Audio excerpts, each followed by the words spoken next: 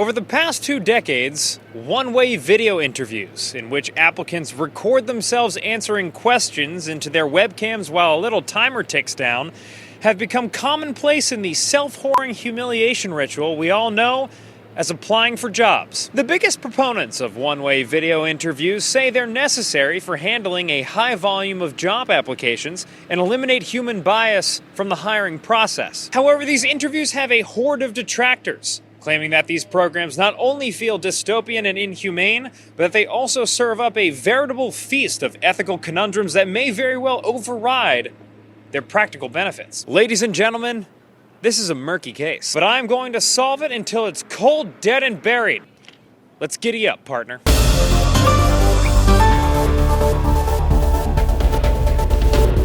One-way video interviews were birthed as a way for companies to handle an outsized number of job applications after the internet made applying to jobs as easy as store-bought pie.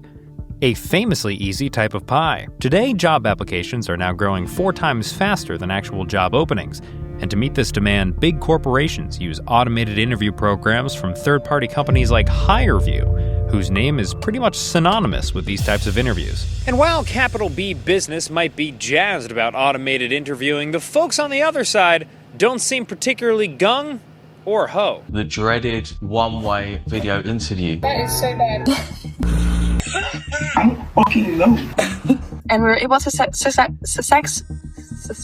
successfully do that. Not many job seekers I've spoken to have been excited about this. They feel like this is kind of impersonal, right? Like they've been asked these questions sitting by themselves. They don't really know what to do. Am I supposed to look in the camera? What am I supposed to do? How are they judging me? You're put into this software environment where you see yourself on a screen and a timer and a question. I worked as a campus recruiter for investment making. The first round for a lot of candidates would be the HireVue portion. I've never met any person that actually likes the HireVue recruiting process. Now, before you grab your pitchfork and pierce it through that Mac screen, not everybody is as down on one-way interviews. Some people do seem to enjoy the flexibility they provide, while others praise the accessibility they afford candidates. But to be honest with you, I didn't feel like calling all of these people and scheduling all those one-on-one calls was a particularly good use of my time. The process started to feel all tedious and inefficient. So I did what it feels like all of my favorite corporate juggernauts do. I got a team of smelly coders to build a one-way video interview program, and I conducted an asynchronous round of interviews that way. Hello, insert name here. I think I got Shang.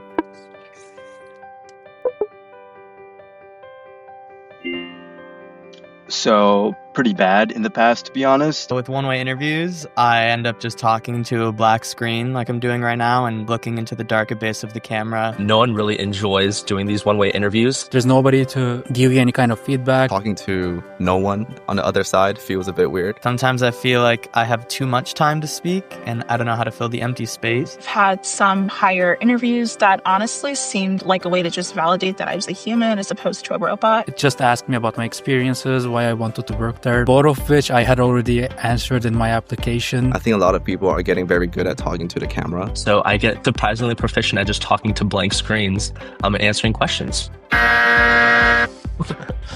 How do one-way interviews make you feel? One-way interviews are not generators of good feelings. Definitely dystopian. It can feel a bit dehumanizing. Definitely weird. You just feel isolated. Interviews are supposed to be a two-way conversation. Just looking at text on a screen and waiting for the timer to run out. And now I'm doing the thing where I've said my answer, but there's still 10, 20 seconds remaining, and I don't know how to fill up the rest of the time. And sometimes I find myself repeating myself because the timer, I kind of want the timer to go to 0. So sometimes I feel the pressure to kind of repeat myself, which I'm doing right now. What advice would you give to other people going through one-way video interviews? I would say probably don't. You can just talk to yourself the day before or the morning of. I used to record myself with my phone. If you can find a nice dark wall and you can just tape up common questions about yourself that you can anticipate they'll ask. Tal, just to be clear, the flashing on your face, are you checking other tabs right now? Oh yeah, should I stop that? Yeah, I'm not a big fan of these. I mean, that was fucking great. I just got back from Pilates. But folks, if we let young people sitting in sad rooms on their laptops get the last word on everything, well then that word would be pornography. What I'm saying is, let's talk to some other people about this stuff, because obviously the dweebs who have to record these things to get a job are going to complain about it. You remember your first HireVue? Yeah, I don't remember what company it was for, but it was when I was looking for a job before I worked for HireVue. Dr. Lindsey Zuloaga is a data scientist with a background in applied physics and AI ethics. For the past 8 years, she's also been the chief data scientist at HireVue, the very company that is one of the most popular third-party providers of one-way video interviews. I think the messaging has gotten a lot better since then because I was very confused about what was going on. And this could have been the company, not necessarily HireVue, because our customers have a lot of their own custom messaging. Sure thing, Dr. Z, but as a HireVue higher-up, I had to put her in the hot seat and ask her to justify to my audience of rabid 20-somethings why HireVue's one-way vidienties are beneficial. Efficiency and fairness. We use AI to evaluate people's answers to interview questions, kind of rank them for our customers. So our customers have tons and tons of applicants. We started with video interviewing, but they still have a lot of video interviews to review, and it's really difficult to do that at scale. So we build algorithms that evaluate answers, check for bias in those algorithms. We know hiring is plagued with bias, and human decision-making in hiring has a lot of well-known issues. It's also true that machine learning algorithms can exacerbate bias sometimes if you're not careful, right? So they learn patterns. If there's patterns that are biased, they're going to replicate those patterns. So you see a lot of headlines around that, right? And how algorithms can be used in the wrong way, or they can kind of go wrong. If you're very careful, though, you can control it in a way that you really can't control the human mind. So we're basically saying to the algorithm, ignore anything that's going to cause bias. These are things that we measure all the time, and we see with our customers, they do end up getting more diverse candidates. Now, Lindsey stressed that a common misconception about HireVue revolves around artificial intelligence. According to her, right now, only 20 to 30% of HireVue's customers use AI to score and rank interviews, though she does think that more companies are getting more comfortable with that idea.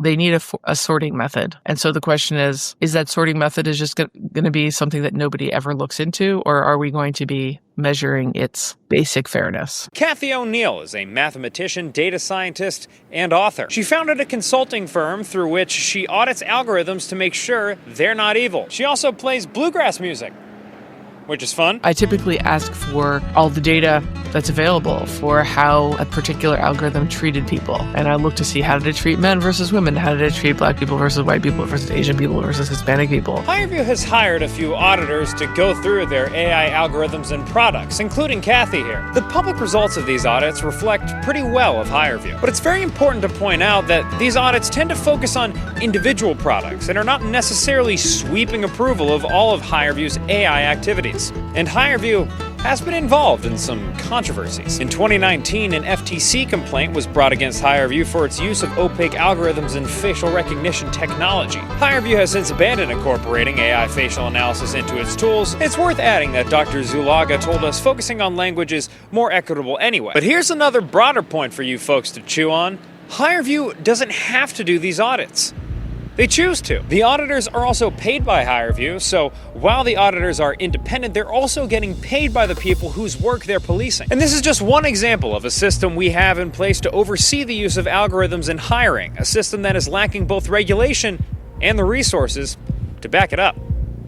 There are no federal laws requiring disclosure on the part of companies who are using these AI technologies. Therefore, applicants are not able even to opt out or even get any sort of transparency or accountability in terms of what these AI technologies are doing. If I had my policy power, I would suggest that fairness testing would be obligatory and the standards would be very tight. We'd have public viewing of how these things are actually behaving. We have none of those. The federal government's Equal Employment Opportunity Commission used to publish guidelines for AI hiring and resources for applicants to protect themselves against automated discrimination. But while we were making this video, the guidelines were erased from its website, possibly as a part of the Trump administration's anti-DEI push or revoking of the Equal Employment Opportunity Executive Order. Even on the state level, where there is regulation in place, it is lacking. For example, in New York City, there's a law requiring an annual audit, but the city told us that it's rarely enforced. It's not clear how New York City can even enforce this law because they don't have the technical capacity to do it. They don't have the data science expertise. They're not investing in this. They're taking this very hands-off approach to say that, we'll just contract some companies and they'll figure this out for us. And all this adds up to a growing for-profit industry of AI hiring technology that is operating out of the spotlight with pretty much no oversight. We don't know how employers or vendors of these tools test them. We don't know what the criteria are or why these are the meaningful criteria. But folks, even a future as Terminator coded as this isn't going to stop my money-hungry Gen Z hounds from applying to entry-level banking jobs. And there's even a litany of terrifying guides online that can prep you for giving your best virtual pitch. Meanwhile, others are even using AI themselves to come up with answers to the questions video interviews pose. It's AI on AI, people.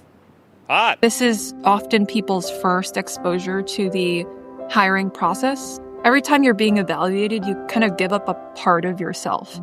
And when it's put through software, it becomes increasingly dehumanizing. Indeed, it is dehumanizing to sit against your nicest blank wall and list off 12 traits that make you a leader for some video that a corporate hiring team might never see because HireVue's algorithm decided your intonation doesn't sound like a team player's. But what are you going to do? Not apply to Bank of America's internship program? Yeah, that's what I thought. So in the meantime, if you're out there in the trenches of internship or job interviews, my best advice is to do what I do. Dress impeccably, stare down the barrel of the camera, try to sound smart, and don't say fuck. Follow these steps, friends, and let the algo do the rest. For good work, I'm Dan Toomey. Thanks for watching, and we'll be in touch.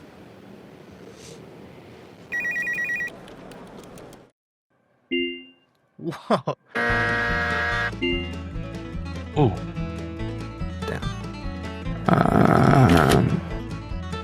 If I screenshot this, throw it in ChatGPT. Okay, this is not good. Probably isn't too far off from what someone would do during an interview. Time remaining. Time's up. With 8 grades on eggs, okay, I'm not gonna be. Well, I don't know, but eggs are very expensive right now. No, they'll get there soon, and